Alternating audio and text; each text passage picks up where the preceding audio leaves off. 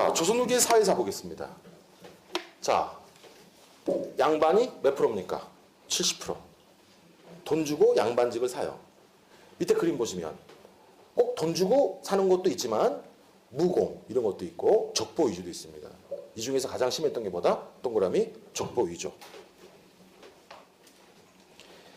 자, 이렇게 이제 신분제가 변화되고 있습니다. 자, 그리고 조선 후기 때 이거 중요합니다. 중간 계층들이 신분 상승 운동을 한다. 여러분 요 2번, 2번 중요합니다. 2번 별표 치시고. 자, 서울이 있고 중인이 있어요. 여러분 우리 이 중인은 뭐죠? 이 기술관 중인은 좁은 의미의 중인입니다. 얘네들을 다 합해서 뭐라고 그래요? 넓은 의미의 중인이라고 그래요. 중인은 두 가지 뜻이 있어. 서울, 중인, 향리, 서리 다 합해서 넓은 의미의 중인. 기술관은 좁은 의미의 중인. 자, 서울은 여러분 특히 정조 때 너무나 중요하죠. 정조 때 귀장과 검소관으로 진출합니다. 정조 때 귀장과 검소관으로 진출해요. 유득공, 박제가, 이덕무 이런 애들이. 자, 그 다음에 이 영향을 받겠죠. 기술관은. 그래서 별표, 철종 때 소청운동을 해요. 우리도 진출할 수 있도록 해주세요. 하지만 되지 않습니다. 중요합니다. 자, 그리고 3번 노비를 해방합니다. 노비를. 여러분 인간은 평등하기 때문에 노비를 해방하는 건 아닙니다. 얘네들을 농민으로 만들어야 군역을 부담할 거 아니야. 노비는 군역을 부담하지 않으니까. 군역을 부담하라고 노비들을 농민으로 만드는 겁니다. 인간은 존엄하기 때문이 아니라. 그래서 여러분 3번에 2번 일부 공노비를 순조 때 해방합니다. 일부 공노비를 해방했다는 거지 노비제도를 없앤 건 아닙니다. 노비제도가 없어지는 건 갑오개혁 때입니다. 여러분 갑오개혁 때 써주세요. 법제적으로 공사노비가 공노비 산노비 제도가 혁파가 됩니다. 법제적으로 공노비 산노비 제도가 혁파가 된다. 자, 그 다음에 왼쪽 좀 보십시오. 양반도 이렇게 세 개로 분화가 됩니다. 자, 조선 후기가 되면 권력을 잡은 벌을 양반은 뭐라고 그래요? 써주세요. 권반. 권력을 잡은 벌을 양반은 권반. 자, 지방에 밀려났어. 지방에 밀려나는데 땅이 어느 정도 있어? 향반. 아예 없어? 잔반. 이렇게. 양반이 권반, 향반, 잔반. 세 개로 분화가 된다. 자, 이건 앞에서 우리가 했었죠? 이건. 했었고, 다음 페이지 넘겨보시면 이것도 했었죠. 11세기 이전까지는 가정 내에서 어땠다? 남녀평등이었다. 11세기부터 어떻게 된다? 가부장제로 바뀐다. 했던 겁니다, 다. 자, 그 다음에 이제 오늘 새로 배우는 주제죠. 향전. 정말 중요합니다. 향전. 자, 여러분, 유양소가 있습니다. 유양소를 견제하는 게 뭐라고 했죠, 우리? 경제소죠. 경제소는 원래 유양소를 견제하는 건데 없어진다고 그랬죠. 왜냐하면 유양소에는 전직 영의 정도 있죠. 그리고 경제소에 있는 공무원이 나중에 은퇴하면 다시 유양소로 돌아갈 거 아니야. 그래서 견제할 기능이 약화되니까 없었어요. 선조 때 없앴다가 없애서 이름이 향청으로 바뀝니다. 자, 유양소, 즉 향청을 얻기 위해서 지금 신양과 구양이 싸우는 거예요. 이 구양은 여러분 사족 또는 사림입니다. 그 다음 신양은 뭐예요? 18세기 때 새롭게 등장한 애가 누구죠? 분홍. 이 분홍과 사족이 사림이 유양소를 얻기 위해서 싸우는 거예요. 그런데 누가 도와준다? 수령과 향리가 분홍을 도와줘요. 그래서 여러분 저 좀 보세요. 이쪽이 이깁니다. 이쪽이 뺏어요. 원래 유양소는 어떤 기능을 하는 거죠? 향청은 수령이 나쁜 짓 하면 견제하는 기능을 갖고 있죠. 근데 지금 수령과 향리가 도와줬잖아. 뺐는데. 그러니까 견제할 수 있다 없다? 없다. 이제 앞으로 수령과 향리가 세금을 걷는데 똘만 역할로 전락해버렸다. 원래 유양소는 수령과 향리를 견제하는 건데 그 견제 기능이 강화된다 약화된다? 약화돼. 왜? 이걸 뺐는데 도와줬으니까. 알겠죠? 그럼 조선 후기 때 수령과 향리의 힘은 커진다 약해진다?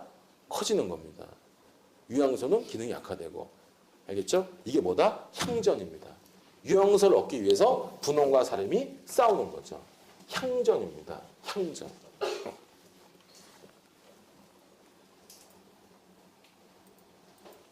자, 읽어보겠습니다, 여러분, 여기. 조선 후기 향반, 구양과, 그러니까 사림이죠. 사족이죠. 분홍, 신양들이 유양소를 얻기 위해 싸웠습니다. 그런데 대립구도를 보세요. 구양 대 수령, 향리, 분홍이 연합했죠. 그래서 도와줬잖아요, 수령, 향리가. 그러니까 견제하는 기능이 없어지는 겁니다, 유양소가. 자, 관권과 향리 세력이 상대적으로 강해지고, 그 다음에 향내임이 커지니까 향리들이 농민들을 수탈합니다.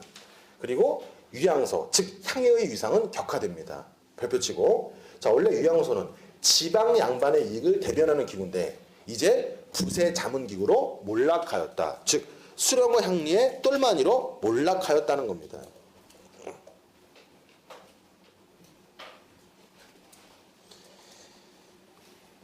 자, 그 다음에 여러분 좀 위로 좀 올라가겠습니다. 항상 여러분 조선하면은 이 그래프를 그릴 수밖에 없어요. 또 그려야 돼. 조선 몇 개? 3개. 자, 자, 여러분 이때도 살임, 이때도 살임인데 이때는 살임의 지위가 강화된다, 약화된다? 약화되죠. 분홍의 도전으로. 자, 그럼 보세요. 여러분 이때의 살임은 향약을 통해서 농민들을 지배했어요. 향약은 여러분 9년단입니다. 그러니까 여러분 이때는 대전 전체를 향약을 통해서 지배한 거야. 근데 지금 누가 도전하고 있어? 분홍들이 도전하죠. 그러니까 이제 대전 전체를 지배할 수 있어, 없어? 살인들이 없죠. 그러니까 이제 은행동만 지키는 겁니다. 그래서 향약이 뭘로 대체된다? 은행동, 동양으로 대체가 돼요.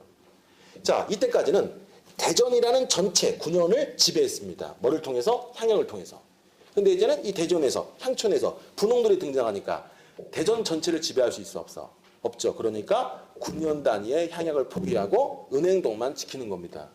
그리고 이때까지는 여러분 반촌이었습니다. 양반들은 반촌에 살았어요. 친족, 처족, 외족들이 같이 살았어. 그런데 분홍들이 도전하니까 더 똘똘 뭉쳐야 돼, 안 뭉쳐야 돼? 뭉쳐야 되잖아. 그래서 동성촌락이 나옵니다. 안동김씨면 안동김씨, 전주시면 전주시끼리 뭉쳐 사는 거야. 동성촌락. 알겠죠? 16에서 18로 바뀌면 향약이 동약으로 대체가 되고 반촌이 동성촌락으로 대체가 됩니다. 자, 그러니까 여러분 성리학의 교조화 현상이 나타났을 때 여러분 기억나시죠? 살인파가 위축됐을 때 성리학의 교조화 현상이 나타나고 있습니다. 살인파가 위축되고 분홍이 커지니까 기존의 살인은 문화적으로 분홍들을 차별해야 되잖아. 그래서 성리학의 교조화, 사문단적이 나온 거죠. 이제 나눠 먹을 수 있어? 아니면 일당 독재화해야 돼? 일당 독재화해야죠. 성리학의 교조화가 나왔을 때 일당 독재화 현상이 나타났을 때 향약이 동약으로 바뀌고 반촌이 동성촌락으로 바뀝니다. 여러분 18세기 되면 성리학의 교조화, 일당 독재화, 동약, 동성촌락 이런 모습이 나타나는 겁니다. 정리 좀 해주십시오. 이거 바로 위에다가. 자, 읽어보겠습니다. 자, 이번에 기억. 동그라미 이제 향약이다, 동약이다? 동약. 그죠? 9년 단위의 농민 지배가 뭐죠? 9년 단위 농민 지배가 향약이죠. 향약 대신에 동 단위의 동약으로 바뀌었어요. 그리고 니은 동성촌락이 나타납니다. 반촌 대신에 동성촌락이 나타나고 문중을 중심으로 한 서원사고가 건립되고 족보와 청금록이 제작됩니다. 청금록은 뭔지 알죠? 서원의 명단입니다. 서원에 들어갈 수 있는 명단. 서원, 성균관, 향교 이런 학교에 들어갈 수 있는 명단. 여러분 서원, 성균관 이런 사람들은 예비공무원이죠. 예비공무원들은 항상 청년 결백해야 되니까 푸른 옷소매를 입고 다녔다고 그랬죠. 예, 청금록 이런 것들이 제작됐고 그 다음에 분홍층이 도전했어요. 분홍층은 기업, 수령, 향료와 결탁해서 향안에 이름을 등록했어요. 써주세요. 향안은 유향소의 명단입니다. 예, 기억 안 나시는 분들이 있을 테니까 다시 한번 제가 정리할게요. 그러니까 청금록은 여러분 서원, 성균관, 향교의 출석부입니다. 출석부고 향안은 여러분 유향소의 출석부예요. 예. 자, 향안의 이름을 등록하고 싸웁니다. 그걸 뭐라고 합니다? 동그라미 향전이라고 합니다. 영조 때 활발해졌고 자, 그 다음에 정부의 부세제도 운영에 적극 참여했고 향임직에 진출했어요. 여러분 기억나십니까? 유향소의 책임자를 뭐라고 한다고 했죠? 유향소의 책임자를 좌수별감이라고 그랬어요. 여러분 기억나십니까? 유향소의 책임자를 좌수별감이라고 하고 기억나십니까? 향약의 책임자를 뭐라고 했죠? 약정, 부약정이라고 했죠. 향약의 책임자는 약정, 부약정이고 유향서의 책임자는 좌수별감입니다. 자, 그 다음에 자 이것도 중요합니다. 선운사, 전라도 선운사 도소람에 말불이 있어요. 지금 이 명치에 구멍이 있거든요. 예, 이 명치에서 먼 미래가 되면 이런 비기가 나온다. 이 절벽 안에 구멍이 있는데 이 구멍에서 비기가 나와요. 그때는 새로운 파라다이스가 펼쳐질 것이다. 이런 믿음이 있었대요. 그래서 여러분 19세기 세도 정치 때 수많은 민중들이 여기 가서 기도를 했다. 19세기 세도 정치 때 삼정의 문란이 너무 심해져서 빨리 저 비기가 나올 수 있도록 수많은 민중들이 여기서 기도를 하였다. 자, 시험 문제에서 이 사파가 나오면 18세기 시대다, 19세기 세도 정치다, 19세기 세도 정치가 되는 거예요. 자, 다음 페이지. 어떤 비기가 나오냐면 다음 페이지. 정감록 같은 비기가 나온대요. 정씨가 새로운 파라다이스를 만들어 줄 것이다. 그런 믿음이 있었기 때문에 정감록 같은 비기를 수많은 민중들이 기다렸고, 그 다음에 19세기 세도 정치가 되면 이런 미륵신앙에 빠집니다. 우리나라에서 미륵신앙이 가장 유행했던 시기는 19세기 세도 정치예요. 자, 미륵과 관련된 거 골라볼게요. 화랑도죠. 기억나십니까? 미륵이 화랑으로 환생하였다.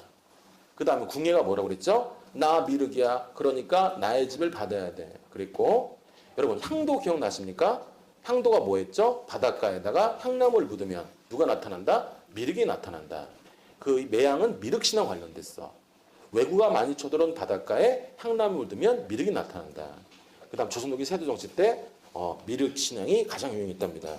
자, 19세기 세도정치가 너무 힘들어. 그래서 2번 묵격신앙, 미륵신앙 이런 것들을 믿었고, 그 다음 3번 천주교를 많이 믿었다는 거예요.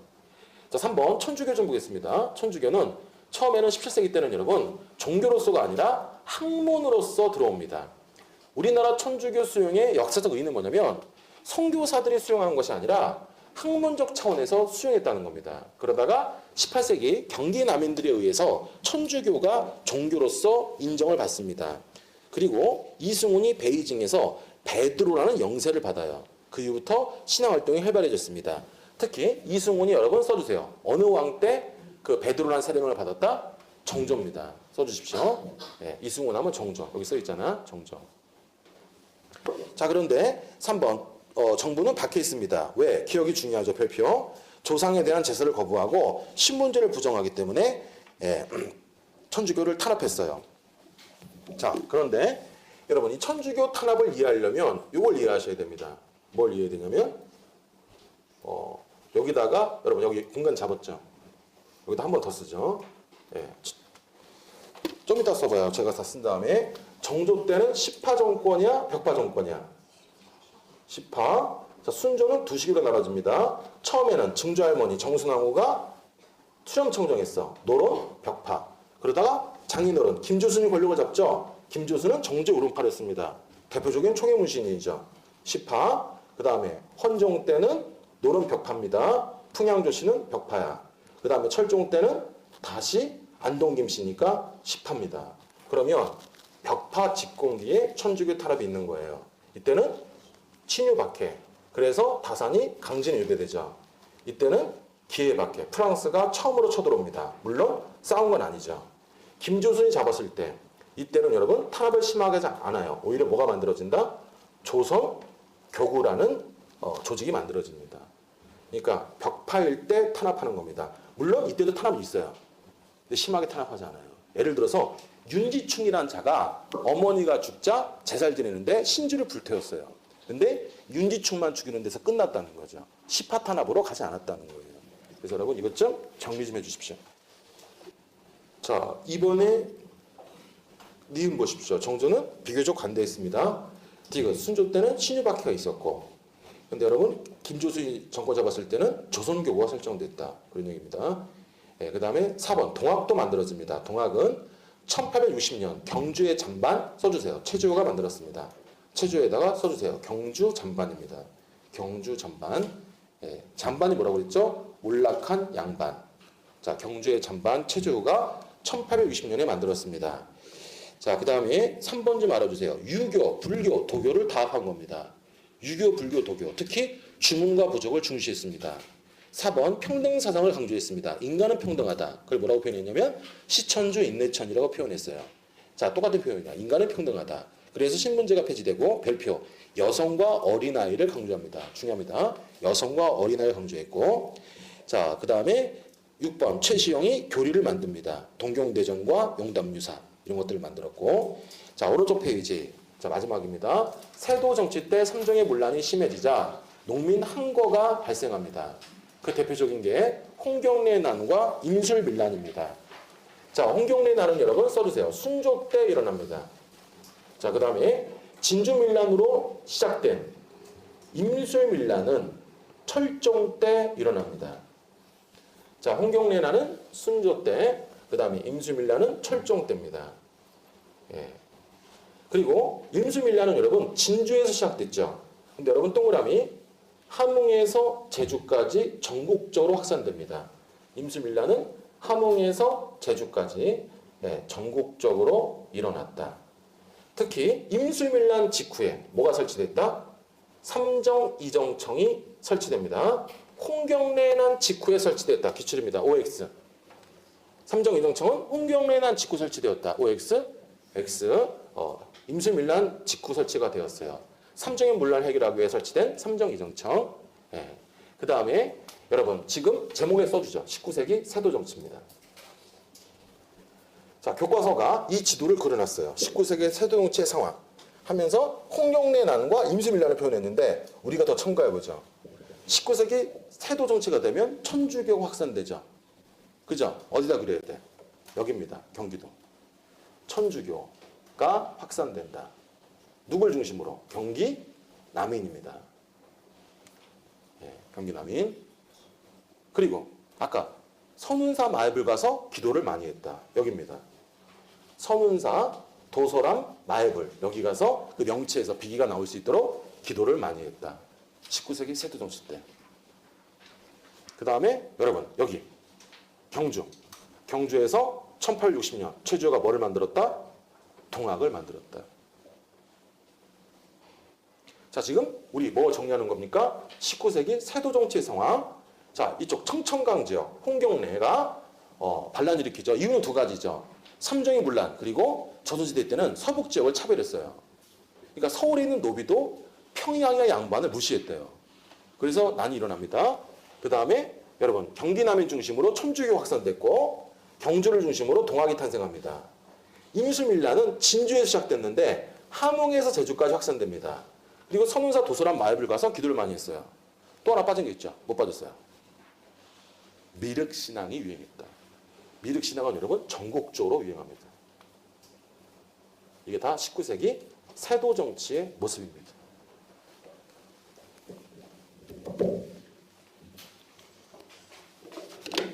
여러분 쳤다가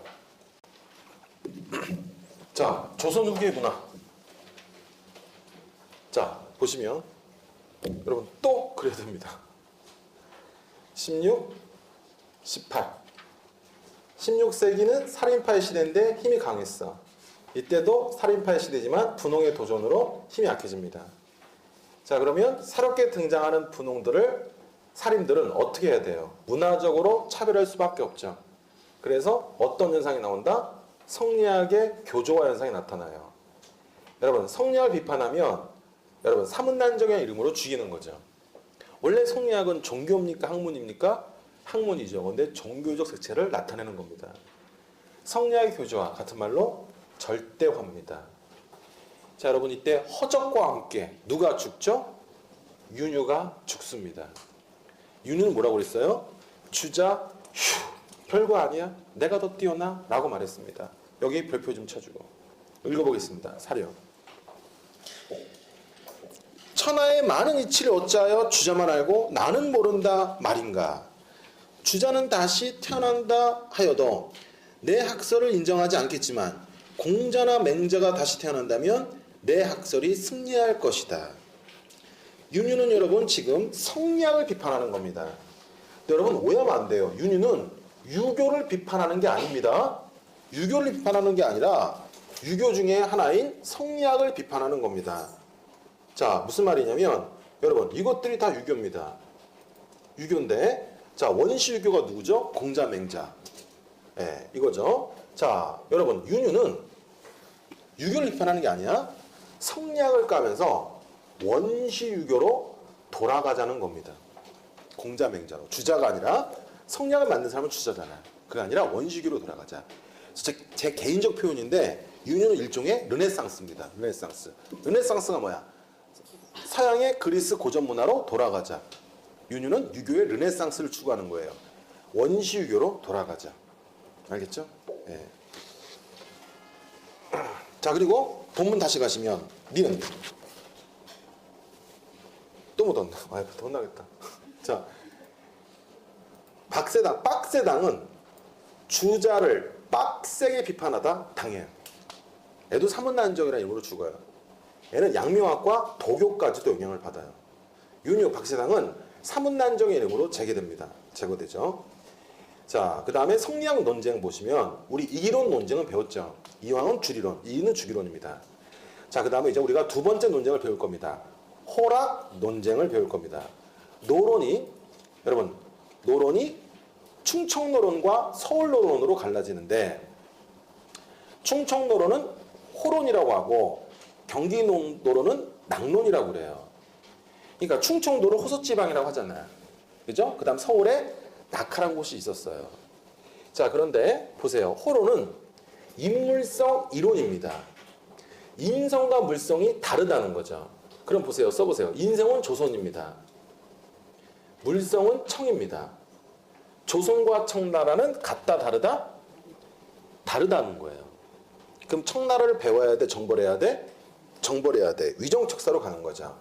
근데 경기노론은 인성과 물성은 같다는 거예요. 그럼 조선과 청나라는 같은 거야, 다른 거야? 같은 거죠. 그러니까 청나라를 정벌해야 돼, 배워야 돼? 배워야 돼요. 그래서 북학파가 됩니다. 북학파가 다른 말로 중상학파라고 하죠. 북쪽에 있는 청나라를 배워서 상업을 발전시키자는 거죠. 북쪽에 있는 청나라를 배워서 상업을 발전시키자. 자, 그리고 여러분, 노론은 뭐예요? 노론은 이학파였죠. 이학파고, 서론은 여러분 성운학파였죠. 성운의 사상을 계승해서 양명학과 도교를 수용했으니 성리학을 탄력적으로 이해한 세력입니다. 자, 양명학은 여러분 중종 때 들어옵니다. 중종 때 들어오는데 확산된 건 조선 후기입니다. 중종 때 들어오지만 확산된 건 조선 후기예요.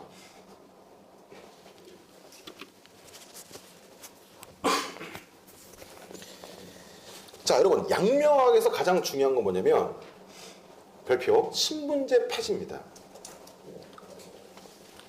양명학은 여러분 신분제 폐지를 강조해요. 니은 보세요.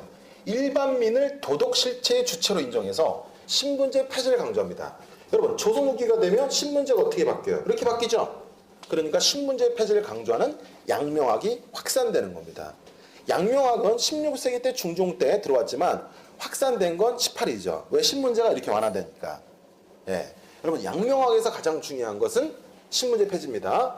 예. 그리고 여러분, 성리학은 어디다 써야 되냐? 여러분들이 좀 이따 써보세요. 알아서. 성리학은 여러분 성증리예요. 인간의 본성과 우주의 입법은 같다. 근데 양명학은 심증리입니다. 마음을 강조해요. 그 다음에 성리학은 여러분 선지후행이에요. 먼저 깨달은 다음에 나중에 행동하는 거지만 양명학은 여러분 지와 행이 동시에 출발하는 겁니다. 이런 차이가 있어요. 성리학은 본성을 강조합니다. 이 성이라는 거는 본성이죠. 본성을 강조하는데 양명학은 마음을 강조해요. 마음 속에 뭐가 있다? 양지가 있어. 마음 속에 양지가 있으니 그 양지를 발휘하면 된다. 그 다음에 여기는 먼저 지, 깨닫고 나중에 행동하는 거라면 여기는 지와 행이 동시에 출발하는 거야. 여러분, 이런 겁니다. 제 말 좀 자세히 들어보세요. 사람의 물에 빠졌어. 사람의 물에 빠졌어. 그럼 모든 사람들은 그걸 보자마자 공부를 많이 한 양반이나 공부를 하지 못한 농민이나 사람의 물에 빠지는 걸 보는 순간 마음속에 양지가 발동을 해서 나도 모르게 몸이 던져지는 겁니다. 자, 사람이 물에 빠지는 걸 보는 순간 지, 양지가 떠올라. 그래서 나도 모르게 몸이 던져지는 거예요. 지행합일입니다. 근데 성리학은 그게 아닙니다. 사람이 물에 빠졌어. 그럼 구해주는 게 아닙니다. 우선 공부를 해서 내가 좀 인격을 성숙시켜. 그 다음 나중에 구해주는 겁니다. 우선 공부를 해, 선지. 그래서 내가 선비가 돼. 그 다음에 구해주는 거예요. 아직 내가 선비가 아니다. 그럼 구해주면 안 돼요. 근데 양명학은 사람이 물에 빠졌어. 그걸 보는 순간 공부를 많이 한 양반이나 하지 못한 농민들 모두 양지가 떠올라서 몸이 던져지잖아. 그러니까 여러분 양명학은 공부를 많이 한 양반, 하지 못한 농민, 그런 신분적 차이가 필요하다 안 필요하다? 필요 없다고 봐. 그래서 신분적 폐지로 가는 겁니다. 여러분 어느 쪽이 더 인간적인 학문이야? 양명학. 여러분 보세요. 바퀴벌레의 본성이란 말이 있어 없어? 있죠? 바퀴벌레는 본성이 뭐야? 어두운 곳을 좋아해요. 바퀴벌레의 마음이란 말이 있어 없어? 없죠? 인간만 마음이 있죠? 성리학, 양명학 중에 어느 쪽이 더 인간적인 학문이야? 양명학. 그러게 양명학이 마음을 강조하는 겁니다. 마음은 인간밖에 없죠. 인간이 더, 양명학이 더 인간적인 학문이죠. 신부지 폐지니까. 사람이 물에 빠졌어. 그걸 보는 순간 공부를 많이 한 양반이나 그렇지 않은 농민이나 모두 저 사람을 구해줘야지 하는 양지가 떠올라서 몸이 던져진다 이거죠. 지와 행이 동시에 출발하는 거야. 근데 성리학은 아닙니다. 먼저 선지, 공부를 해서 선비가 된 다음에 나중에 행동하는 겁니다. 그전 행동하면 안 돼요. 자, 2번 강화도에서 정제두가 양명학을 완성합니다. 언제? 숙종 때. 강화도에서. 네. 자, 그리고 리을, 박은식, 정인보가 모두 양명학자입니다. 예, 여기다 써놨구나, 여러분. 성리학은 주의, 같은 말로 주자. 여기는 왕양명 또는 왕수인이 만들었어요. 여기는 본성을 강조한다면 여기는 마음을 강조하죠. 선지유행이라면 지행합일입니다. 그리고 성리학은 고려 충렬왕 때 안양에 의해서 들어왔죠. 안양에 의해서 들어왔다면 양명학은 여러분 조선 중종 때 서경덕에 의해서 들어옵니다. 근데 퍼진 건 확산된 건 언제야? 들어온 건 중종이지만 확산된 건 18세기죠. 자, 실학. 여러분 공간 잡아주세요. 요걸 여기다가 여기다가 잡아주세요. 저 확장할게요. 실학을 이해하려면 이걸 이해됩니다. 자, 좀 이따 쓰시고 정리할 시간 드릴게요. 자, 중상학파가 있고 중농학파가 있는데 제일 중요한 건 중상학파는 여러분 충청노론이다, 서울노론이다? 서울노론이고 중농학파는 여러분 남인 중에서 경기남인입니다. 남인은 여러분 경상남인이 있고 경기남인이 있는데 경상남인이 아니라 경기남인. 노론은 충청노론이 있고 서울노론이 있는데 서울노론이 중상학파입니다. 그러면 자 여러분 이쪽은 여러분 지금의 무슨 당이죠? 새누리당입니다. 여당이죠, 여당. 노론이 집권했잖아, 조선은. 노론의 시대잖아. 새누리당이야. 이쪽은 야당입니다. 예.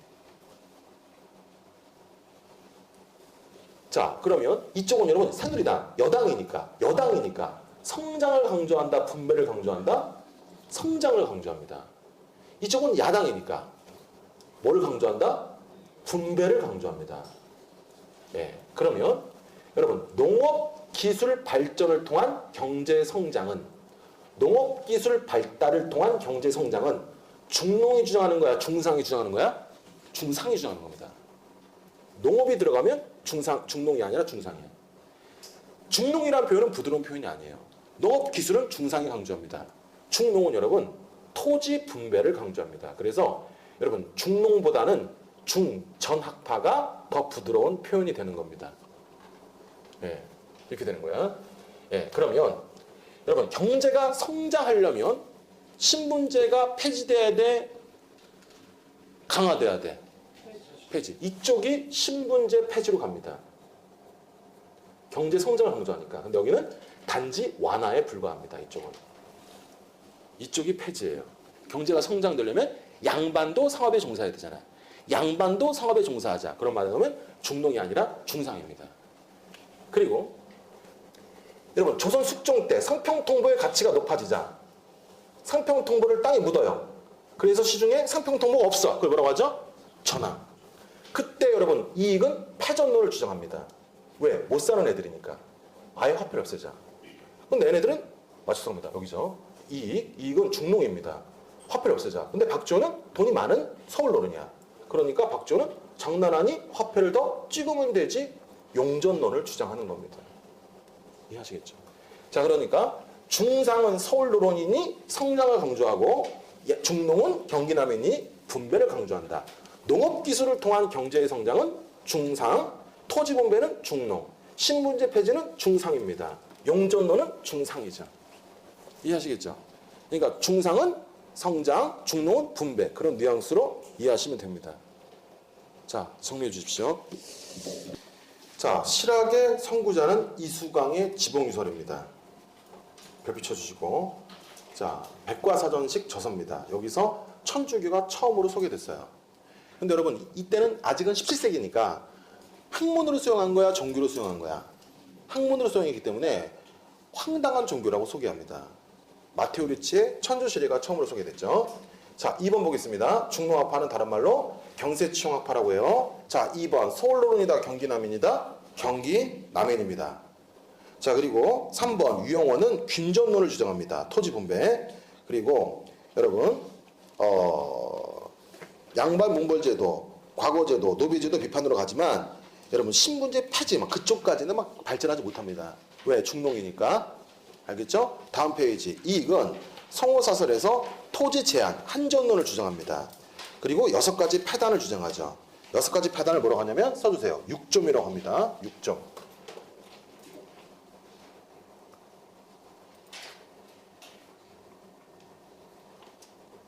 6가지 패단을 뭐라고 한다? 예.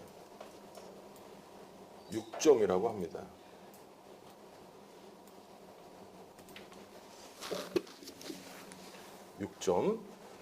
자, 그 다음에 여러분 그러니까 이 중농에서 가장 중요한 건 토지 분배죠. 이렇게 토지 분배. 자, 유영원 균전론이야. 토지를 나눠주는 거야. 그런데 보세요. 관리 선비를 더 많이 줘. 이거 신분제 폐지야, 신분제 그냥 유지 쪽이야. 유지 쪽인 거야. 중농이니까. 그죠? 그 다음에 이익은 한전론. 이만큼은 최대한 갖게 하자는 거예요. 근데 여러분 신기하게도 중상학파에서도 한전론이 있습니다. 박지원 같은 경우는 중상학파인데 한전론을 주장해요. 예.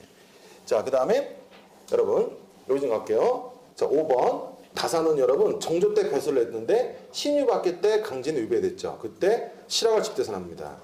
목민심서는 지방행정개혁을 위해 쓴 거고 경세유표는 중화행정개혁을 위해 쓴 거고 흠음시서는 형벌의 개선을 위해 쓴 거예요. 이런 것들을 다 여유당 전서라고 하고 이 사람도 토지개혁을 주장하는데 처음엔 여러분 여전제를 주장해요. 근데 여전제는 여러분 노동량에 따라서 생산물을 분배하는 겁니다. 근데 여러분 저 같은 경우는 어떻게 하냐면 사람들이 뭐 물건 나르면 들어주는 척만 해요. 제가 들어드릴게요. 그러면 괜찮습니다. 비키세요. 들어드릴게요. 그러면 손가락 막 잡고 있어. 이런 노동량은 계산할 수 없잖아. 그래서 정전제를 주장합니다. 우물정자로 나누는 거죠. 이렇게 나눠서 사람들이 다 여기서 우선 농사를 져. 이거는 국가의 세금으로 내는 겁니다. 그 다음에 각자 자기 땅으로 돌아가서 생산을 해서 자기가 갖는 겁니다. 이렇게. 이걸 우물정자, 정전제라고 합니다. 알겠죠?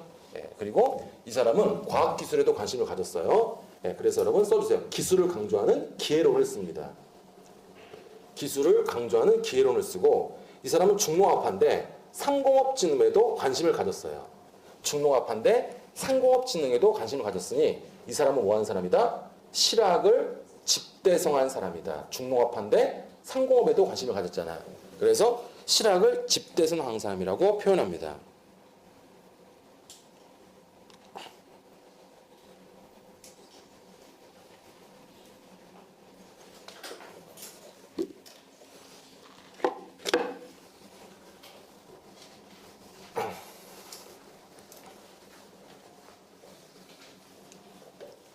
자, 그 다음에 중상학파 보겠습니다. 중상학파. 자, 2번 중요하죠. 서울노론입니다. 서울노론. 자, 그 다음에 유소원의 우서. 유소원의 우서는 산업공상의 직업적 평등화 전문화를 주장했고, 자, 홍대웅 중요하죠. 홍대웅은 여러분 의산문답 보세요. 의산문답에서 실용과 허자의 대화를 통해서 뭐를 주장한다? 실용과 허자의 대화를 통해서 지전설을 주장합니다. 지구가 돈다. 태양이 도는 게 아니라 지구가 돈다. 네, 이런 것들을 주장하고 이마경륜에서 또 이마경륜에서 문벌 폐지를 주장합니다. 자, 그 다음에 홍대웅은 여러분 지전설뿐만 아니라 무한우주론까지 주장했어요. 예, 지전설은 여러분 지구가 돈다라고 한 사람은 최초가 누구냐면 김성문이에요. 김성문, 그 다음에 홍대웅, 그 다음에 여러분 한 명만 더 최양기라는 사람도 있습니다. 이런 사람들이 지전설을 주장했어요. 홍대웅은 지전설뿐만 아니라 무한우주론까지 주장했습니다.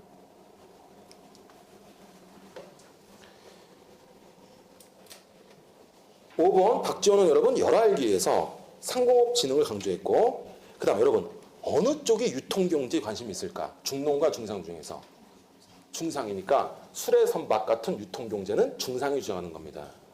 그리고 이 사람은 패전론이야 용전론이야? 용전론이고, 중상이니까 식물질 폐지로 가죠. 자, 박제가도 역시 중상이니까 술의 선박을 강조했고, 너무나 중요하죠. 이 사람은 소비를 강조했습니다. 역시 돈이 많으니까, 중상이니까 막 돈을 막 쓰자. 물 쓰듯이 쓰자, 돈을. 그래야 경제가 발전한다. 돈을 물 쓰듯이 쓰자. 그래서 우물론이라고 합니다. 우물은 쓰지 않으면 말라버린대요. 우물은 쓰지 않으면 말라버린다. 그래서 계속 써야 된다. 예, 소비를 강조한 이론을 우물론이라고 합니다.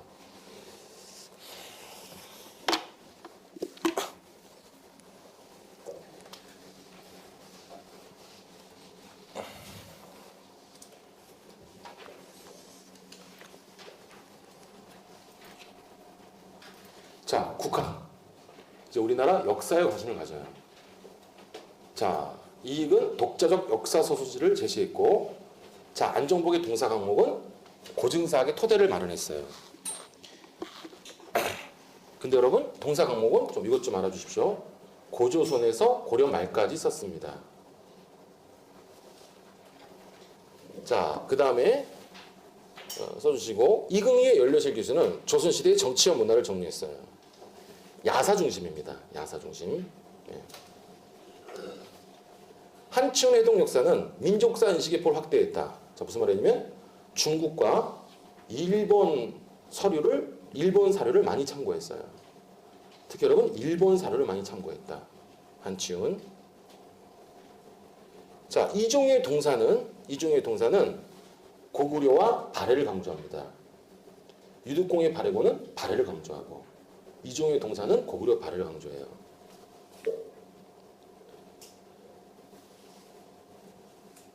그 다음에 유득공은 발해고에서 통일신라 하지 말고 남북국시대라고 하자고 주장했고, 19세기 김정희는 북한 산비가 진흥왕 순수임을 고증했다. 달달 외우셔야 됩니다. 자, 그 다음에 이것 좀 알아주세요. 이 이긍희의 연료실 기술은 기사 본말체입니다.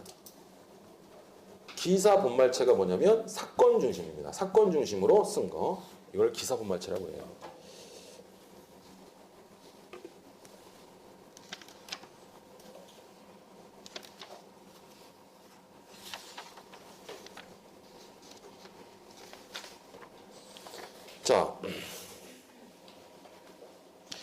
자, 그 다음에 3번에 니은 좀 봐주세요. 중요하죠. 이중환의 특리지.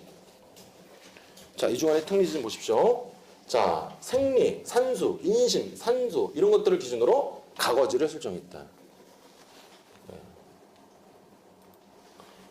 이중환의 특리지, 생리, 돈을 많이 벌 수 있는 것, 지리, 산수, 인심 같은 것을 기준으로 살기 좋은 곳을 정리했고, 여러분 디귿 동국지도 기억나십니까? 정척의 동국지도는 최초의 실적지도고, 정상기의 동국지도는 최초의 축적지도입니다. 정척의 동국지도, 정상기의 동국지도 중요하고, 자, 김정호의 대동여지도는 십리바다 거리점을 표시했어요. 축적지도죠. 신경주는 훈민정음 문해에서 우리나라 언어를 정리했고, 예, 이수광의 지공설 너무나 중요하고, 그 다음에 여기 서유근은 임원 경제지를 썼어요. 농촌생활 백과사전이죠. 그 다음에 써주십시오. 영조 때입니다. 써주세요. 영조 때 한국학 백과사전이 나타납니다. 영조 때 한국학 백과사전. 그걸 뭐라고 한다? 동국문헌비고. 너무나 중요합니다. 영조 때 한국학 백과사전 동국문헌비고가 편찬되었다.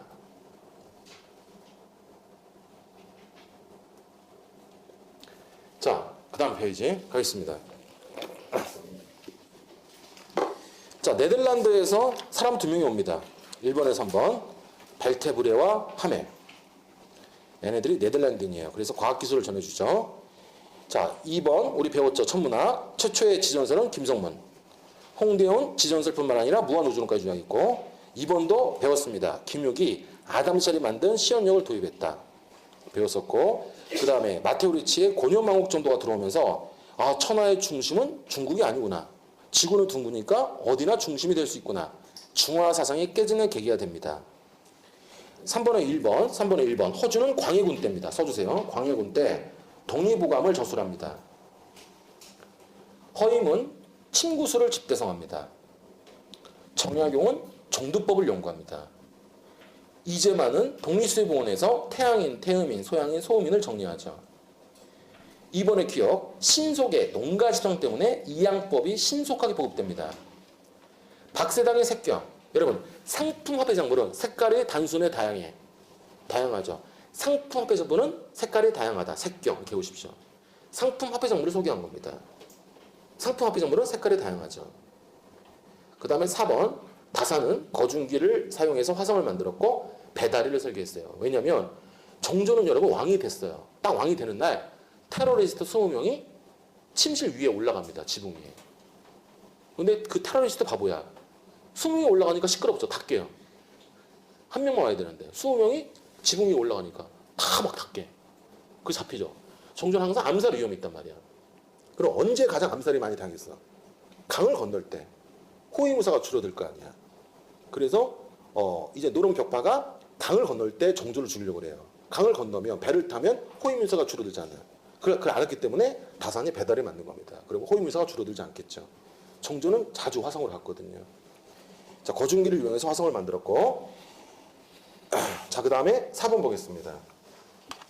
조선 후기 때 이양법과 변종법으로 생산력의 증대가 이루어지니까 서민들의 경제적 지위가 상승하죠.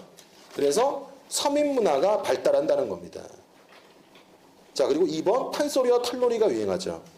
특히 2번에 2번 밑줄 치고 산대놀이가 유행합니다. 산대지방에서 유행했던 탈놀이예요.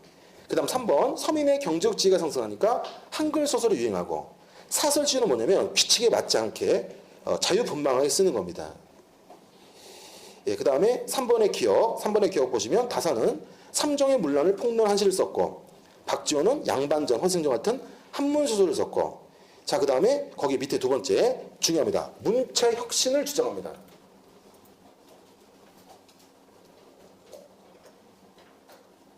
자, 문체 혁신 보세요. 자유분방하고 사실적인 구어체를 구사하는 겁니다. 이 문체 혁신을 했기 때문에 문체 반정으로 공격을 당한다. 이 그림입니다. 자, 여러분 이 문체 혁신이 뭐냐면 좀 어려운 표현인데 폐관 소품체입니다.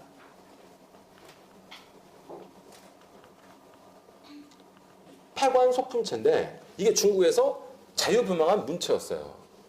자, 그런데 보세요. 노론이 먼저 정조를 깝니다. 왜 서학에 대해서 탄압하지 않느냐? 왜 서학에 대해서 관대하느냐? 그러자 정조가 반격합니다. 어떻게 이런 거지 같은 걸 쓰느냐? 알겠죠? 그래서 박지원의 열알기를 트집 잡아서 정조가 노론 벽파를 칩니다. 알겠죠? 여러분, 정조가 노론 벽파에 배후를 친 건 뭐죠? 노론 벽파에 비자금을 대주던 시현상인들 친 건 금난정권이죠. 그래서 시현상인들을 노론 벽파에 비자금을 대주던 시현상인들을 친 건 신해통공이죠. 이건 직접 치는 것입니다. 어떻게 이런 거지 같은 거를 쓰느냐? 박지원의 열알기로 문체 반정이 일어납니다. 자, 그 다음 4번 문학 동아리들이 만들어져요. 특히 중인층 중심으로 문학 동아리가 만들어지는데 그게 시사입니다. 중요하죠, 시사. 자, 그리고 이제 중국이 여러분 명나라가 됐습니까? 청나라가 됐습니까? 청이 됐습니다. 여진족의 나라가 됐습니다. 그러자 더 이상 우리는 중국 산수를 그릴 수 없다. 왜? 중국은 오랑캐 나라가 되지 않느냐. 그래서 오랑캐의 산수를 그리지 않고 진짜 우리 산수를 그리겠다. 1번 진경산수화가 나옵니다. 예, 그리고 풍속화가 나오는데 김홍도와 신윤복의 차이가 뭡니까? 김윤복은 주로 서민들을 그렸다면 신윤복은 양반과 분유자를 그립니다. 다음 페이지 보면 예, 나오죠. 자, 그 다음에 강세왕의 서양화 기법 중요하죠. 강세왕은 자 서양화 기법을 사용했어요. 가까우면 짙은 색, 멀면 옅은 색 이렇게 표현한 거죠. 장승갑은 여러분 영화 취하선의 주인공이 되었습니다. 자 보십시오. 인왕제수 금강전도 중국 산수야 우리 산수야? 우리 산수입니다. 중국 산수야 우리 산수야? 우리 산수. 진경산수와 그 다음에 김홍도 서민들 많이 그렸죠. 근데 신유복 보세요. 양반과 분유자 그립니다. 그 다음에 여기 보세요. 강세왕 영통을 굳어. 가까우면 짙은 색, 멀면 옅은 색. 원근법을 사용했고 민화는 여러분 기복신앙입니다. 저자가 누군지 몰라요. 저자가 누군지 모르는데 기복신앙이라는 건 까치우면 손이 먹어. 호랑이는 악을 물리친다. 기복신앙을 표현한 거죠. 저자가 누군지 몰라요. 여기 장승업 영화 했던 사람이 누굽니까? 최민식이죠. 자 여러분 왼쪽 페이지 여러분 저 좀 보세요. 이쪽 페이지는 다 18세기입니다. 18세기에 추사 김정희는 써주세요. 19세기야. 진경산수와 풍속화는 몇 세기? 18. 추사 김정희는 19. 다시 말해서 여러분 탕평체계 시대 또는 중농 중상이 나왔을 때의 문화는 뭐다? 진경산수와 풍속화예요. 19세기 세도 정치가 됐을 때 뭐다? 추사 김정희입니다. 구분하셔야 됩니다. 예. 이 사람은 여러분 좀 복고적 성격이야. 18이 아니라 19다 뭐야? 18이 아니라 19야. 숙종 영조 정조의 시대야? 세도 정치의 시대야? 세도 정치. 그러니까 좀 복고적 성격이 강해요. 그래서 세안도 선비 정신으로 돌아가자. 세안도 추사체 원래 중국 고전 문체로 돌아가자. 복고적 성격이야. 알겠죠? 네. 자, 여러분 다시 한번 정리하면 그만 좀 그랬으면 좋겠다. 이렇게 됐는데 여긴 여러분 다시 몇 개로 나눠진다고 그랬어요? 두 개로 나눠진다고 그랬죠? 탕평책 결과 뭐가 나온다고 했어요? 세도정체가 나온다고 했죠? 이때 나온 게 뭐야? 진경산수와 풍속화라면 이때 나온 건 추사 김정희입니다. 이해하시겠죠? 선비정신으로 돌아가자는 거예요. 좀 이따 쓰시고 자, 쓸 시간 드릴게요. 쓰지 마세요. 자, 여러분 15세기 때는 건축 뭐를 적겠어요? 궁궐이나 성곽을 적겠죠. 16세기 때는 뭐를 적겠어요? 서원을 짓겠죠. 그죠? 여러분 또 그래야 돼. 여러분 16, 18 이때는 뭘 짓겠어요? 성곽이나 궁궐. 16세기는 서원 짓겠죠. 자 여러분 조선 항상 몇 개로 나눠져? 3개. 하지만 건축만큼은 4개로 나눠져야 돼요. 우리 이런 게 하나 또 있었죠. 역사서가 그랬죠. 역사서만큼도 몇 개로 나눠야 돼? 4개로 나눠야 돼. 건국초의 역사서는 뭐야? 고려 멸망의 당위성과 조선 건국의 정당성이었죠. 그래서 건국초 역사서와 15세 역사서를 구분했잖아요. 건축도 4개입니다. 건축은 이렇게 나눠집니다. 하나, 둘, 셋, 넷. 정말 중요합니다, 여러분. 좀 이따 쓰시고 쓰면 떨어져요. 15, 16, 17, 18 이렇게 되는데 자 보세요. 재밌는 건 뭐냐면 여러분 온리성리학이 몇 세기라고 했어요? 16세기죠. 온리성리학이 16세기죠. 온리성리학의 시대입니다. 17세기는. 근데 이때 사찰들이 많이 만들어져요. 왜 그럴까요?